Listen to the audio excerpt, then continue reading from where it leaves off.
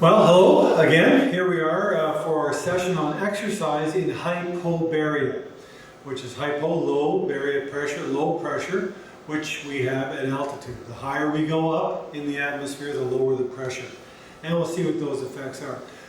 Before I get too far, I want you to even think right now, can you predict what if we know the issues of the ability to do exercise is oxygen delivery to the tissues, and oxygen metabolism in the tissues. That's our two main themes throughout. How would going up a mountain, having low barometric pressure, how might that affect you and your ability to do exercise? First of all, there's less oxygen in the air, so that should give you some kind of hint. Well, I wish these were my friends. These are very, very famous mountaineers. We again are going to talk about Ryan Hart Messner and Peter Habler. Their book Everest Unmasked. They made the first ascent of Mount Everest without supplemental oxygen in 1978. Everest they started trying to climb Everest back in the 20s. You've heard of Mallory and Irving, probably, and we know that 1953, I believe, is when Edmund Hillary first climbed Mount Everest. And for years, physiologists and mountaineers alike always talked about, is it physiologically possible to climb Mount Everest without supplemental oxygen? Because up until 78, and even now, most people they're carrying oxygen cylinders because of the limitations we're going to learn about with hypoxia. And hypoxia, hypo, low, oxia, oxygen, low oxygen in the blood. So these two guys pulled it off in 1978, a tremendous achievement. Although I don't know them personally, I do know a few people who have climbed Mount Everest without oxygen and survived to tell the story. So again, exercise at altitude. Here's our model, respiratory system. We know that something's happening here with the oxygen availability, and blood flow is being delivered in some combination to skin, organs, and muscle. So at altitude, exercise and work depends mostly on improving blood oxygenation, because the higher we go, the less oxygen that we have in the air that we're breathing. And so if everything else remains the same, we'll have less oxygen in the blood. And you can think now, if I have less oxygen in the air that I'm breathing into my lungs, how might I increase the oxygen capacity of the blood? If you said hemoglobin, that's a good answer. And we also want to prevent hypoxia-related mountain illnesses. At high altitude, we'll talk about some of those illnesses, and they can be debilitating, and some of them can very quickly become lethal. So the issue here is, where we've been normally talking about blood flow to the skin and muscle, here is blood flow to the organs is very, very important, and primarily in this case, the brain, because the brain and the lungs. As we're going to see, the major common types of altitude illnesses affect the brain and the lung. So our challenges at altitude are, again, we've talked about our two themes in exercise always are the oxygen uptake and delivery, and as well as oxygen metabolism, but in this case altitude affects oxygen uptake and therefore delivery to the tissues. A decrease in VO2 max, the maximum amount of oxygen we can consume, and brain and lung circulation, as I mentioned. And the medical concerns are mainly these. AMS is acute mountain sickness. HACE is high altitude cerebral edema, so the brain. And HAPE, high altitude pulmonary edema, so that's the lungs, and edema is fluid collection. And we'll talk about HAPE. I'll tell you what that is later on. And it actually is referred to in the literature more. We'll talk about that more for fun. Okay, the nervous system sends efferent messages that maintain or alter blood gas and acid-base balance as well as it can. The cardiovascular system the oxygen carrying capacity of the blood increases. And how might that be? Through hemoglobin. Cardiac muscle mass increases so that we can have an increase in the delivery of blood, increase in cardiac output.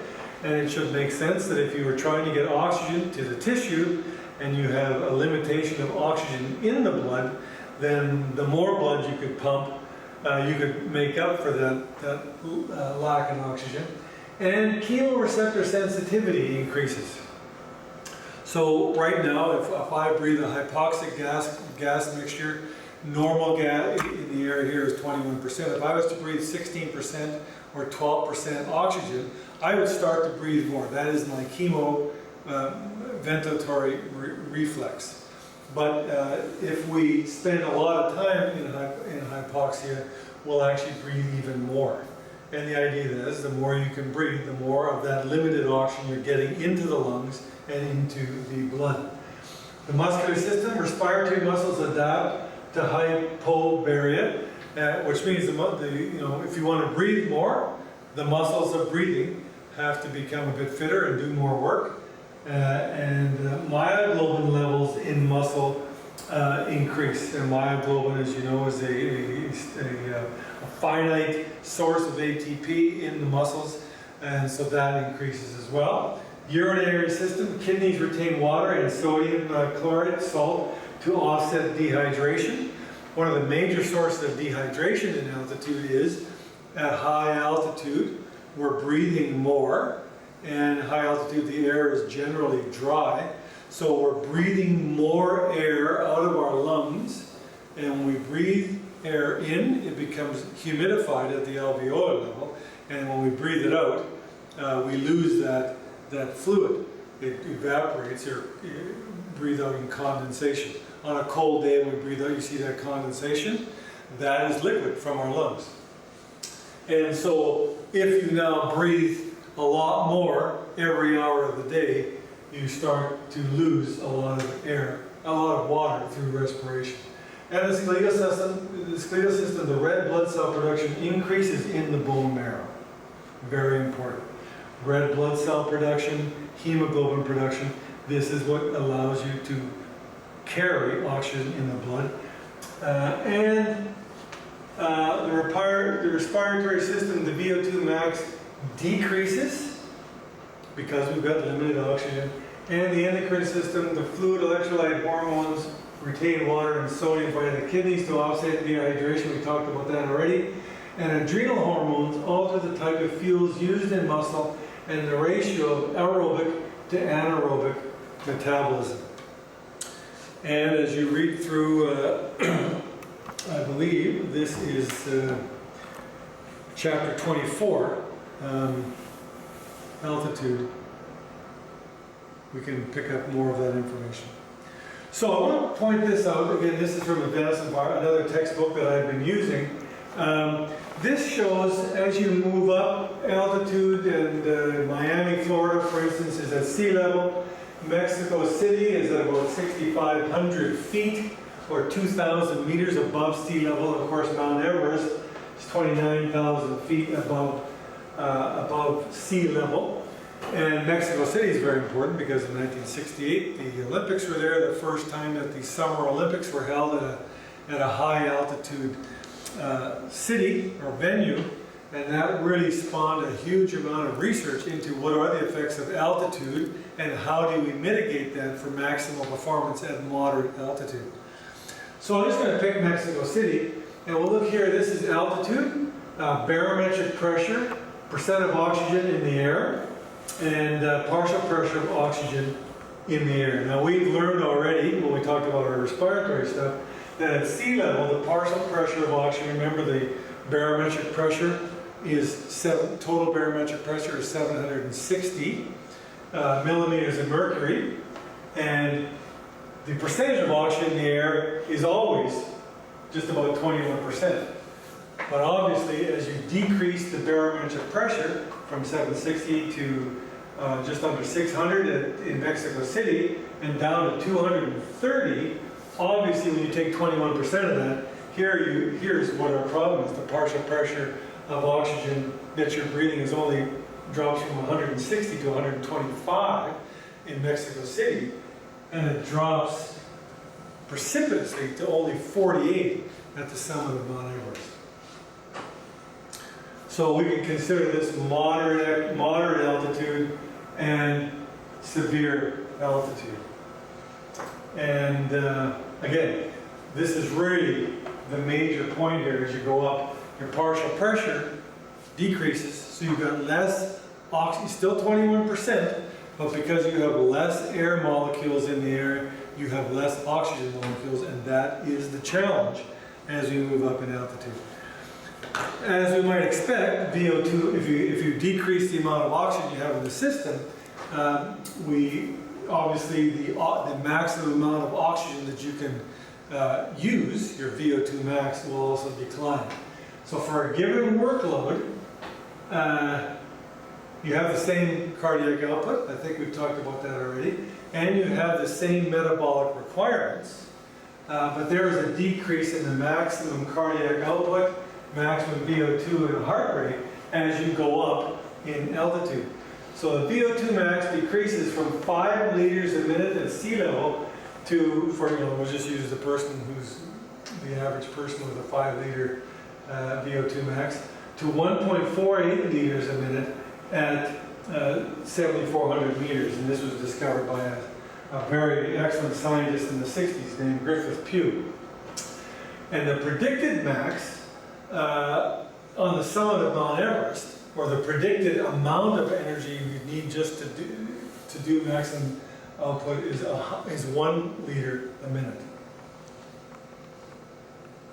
So the question becomes, if that's the maximum VO2 that you can do, can you get to the summit of Everest in less than 1 liter of oxygen per minute? So the holy grail in mountaineering, is it possible to do this without supplemental O2? And so this is just a percentage decrease in VO2 max from sea level. So obviously 0, that's at sea level, and a percentage decrease as altitude increases, this being the summit of Mount Everest. And as you can see, I think we said 2,000 meters was Mexico City. So there's a predicted 10% decrease in the VO2 max in Mexico City. So endurance events in Mexico City, you will see I don't think there were any world records set in endurance events, because everybody started out with a decrease of 10% maximum VO2. But as you can see, that decrease is predicted to be 80% decrease in your maximum oxygen uptake at the summit of Mount Everest, which is considerable.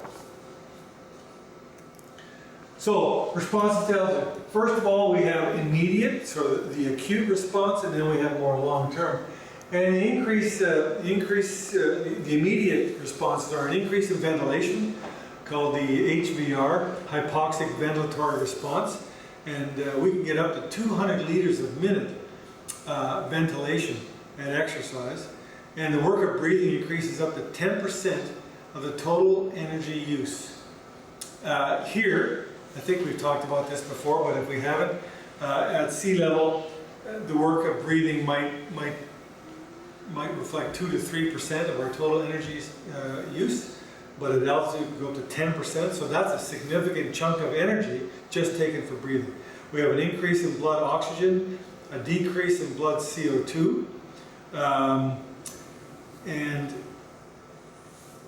decrease in blood CO2 is important related to disease aspects because that increases cerebral blood flow. We don't need to get into the mechanisms for that, but it should make sense to you that anything that increases cerebral blood flow will potentially contribute to edema. So it's one of the downsides to exercise and breathing at high altitude is that the increased cerebral blood flow can be one of the contributors to HACE, high altitude cerebral edema. And edema in the brain is very bad because the brain is in a non-expandable enclosure, and as the brain swells in that enclosure, enough swelling can cause death. We have an increased cardiac output and heart rate, And this is not, these responses are not related to compared to sea level. These are related to if I go up to altitude and I measure all of these things, and then over the next few days look at the response. I'll increase cardiac output and heart rate, increase erythropoietin in the kidney. And if you remember, erythropoietin is what causes red blood cell and hemoglobin production in the bone marrow. And increase red blood cell production, increase hemoglobin production, and acclimatization, which can happen in about 2 weeks at moderate altitude, like Mexico City, for instance, or 4 to 6 weeks at high altitude if you're up in the Himalayas. You will increase hematocrit because you're increasing production of hemoglobin, and blood that causes increase in oxygen carrying capacity, but it also thickens the blood, and this can be a disadvantage because we can have sludging of the blood and clotting and things like that, decreased blood flow to some areas of the body. We have improved local circulation otherwise because we have muscle capillarization. If you remember back, we talked about some of the things that happen when we train.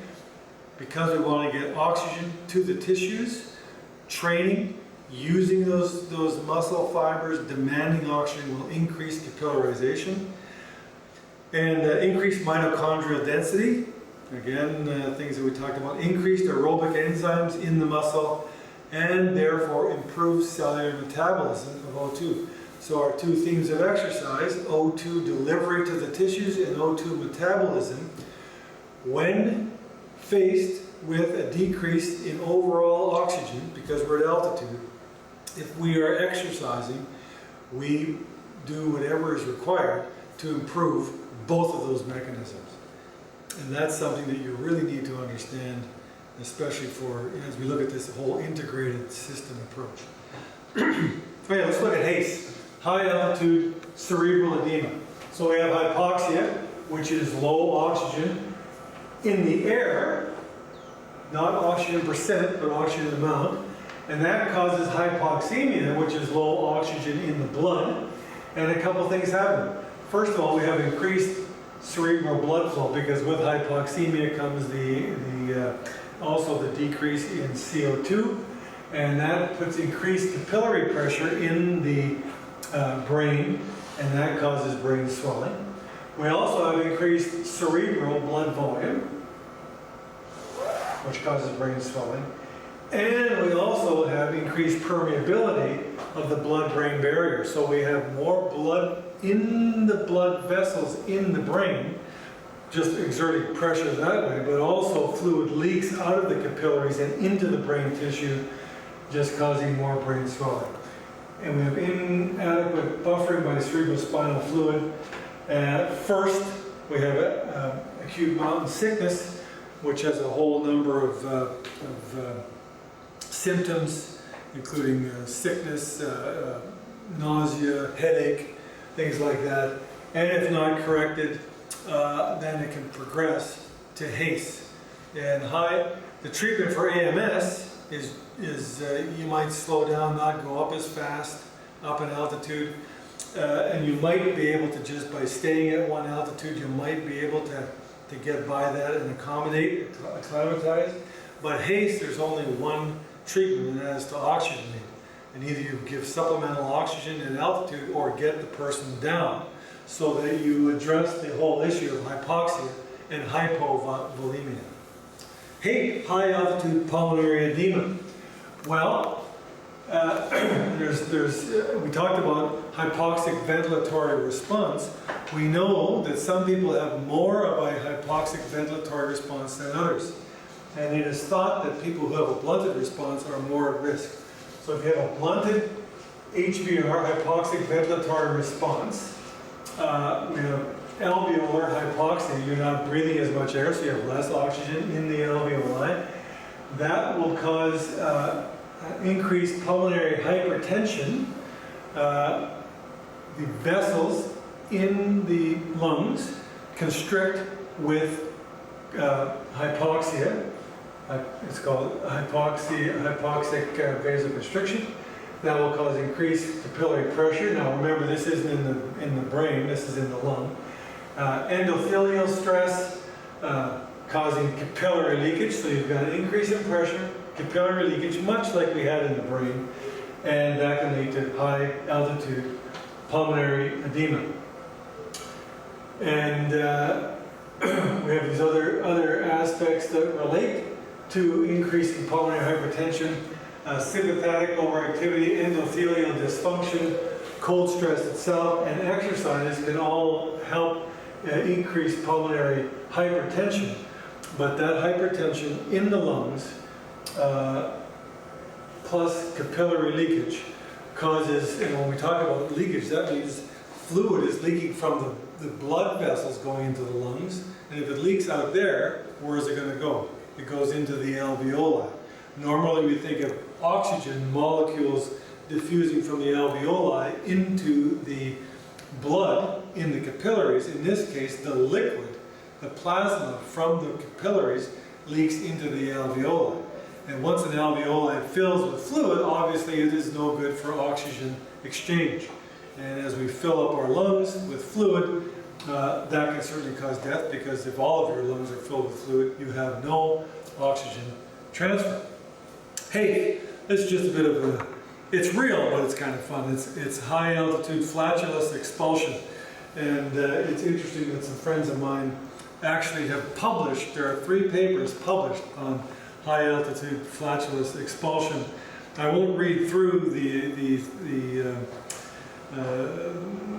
article here, but if you ever want to look it up, you can find it in Index Medicus, and it is pretty funny. Someone wrote a supplemental article about horse hafe, and there's even a 3rd article about moor hafe. That will not, well, I was going to say that won't be on the exam, but we might throw some question about hafe on the exam. So, strategies to perform at altitude. Remember, we're always talking about how we want to know how we can exercise. The whole course is about how we are actually able to do the exercise in the first place. And then we look at the stresses that, whether it's sickness or extreme environments. And then we want to look at how can we work within the parameters of those stresses, and then how can we prepare to increase our performance in these stresses. So for athletic competitions like in Mexico City with the Olympics, but Denver is at the same height, so if you watch Colorado Rockies or the Broncos play, all those folks there's a reason why it's called Mile High Stadium. And one thing is to train at altitude. If you train at altitude, you increase the O2 uptake and metabolism mechanisms. If you remember that first picture that I've shown you several times throughout the course about oxygen delivery and oxygen metabolism mechanisms and how training affects all of those. If you train at altitude, stress the system with low oxygen, you will tend to increase those mechanisms. However, at altitude, the intensity that you can train decreases. So, it's kind of a balance. I can improve some of the mechanisms, but I can't stress the muscles enough because I've got low oxygen. So one strategy is to train low and sleep high. I have a picture of this somewhere. There it is. So this is a hypoxia bed, for instance. So people train low, like in Winnipeg, and they're able to maximally train and really stress the muscles and build them up. And then you might sleep in a tent like this, and this machine delivers 16% oxygen, for instance. So make it the equivalent of sleeping in Mexico City or higher. And so overnight, over several hours of the day, you get to increase the O2 uptake and metabolism mechanisms. Now, mountaineers, if you're trying to do that, one way to do it is a gradual, slow ascent, so you acclimatize. If you go up too fast, you overwhelm the system and you end up getting high altitude pulmonary edema or high altitude cerebral edema. You'll always get HAFE, but we won't talk about that. So slow and gradual ascent. so that you're gradually taking care of your O2 uptake and metabolism mechanisms. And in this case, climb high and sleep low. If you read any books about adventures, they always talk about climbing high, setting up a camp, you've done lots of work at altitude, and then you come back down and sleep low, so that you don't all of a sudden wake up in the middle of the night with cerebral edema.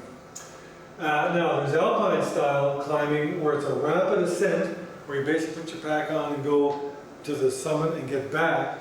So rapid ascent before deterioration and illness. But you must be very fast, you must be efficient, and you've got to be in great condition, because if you go out fast and you get stuck somewhere, then you have a problem. If you get stranded, then and you haven't done the proper acclimatization, then you're in big trouble. So that's the end of our Hypobaria session, and there's only one more to go, and that is Hyperbaria.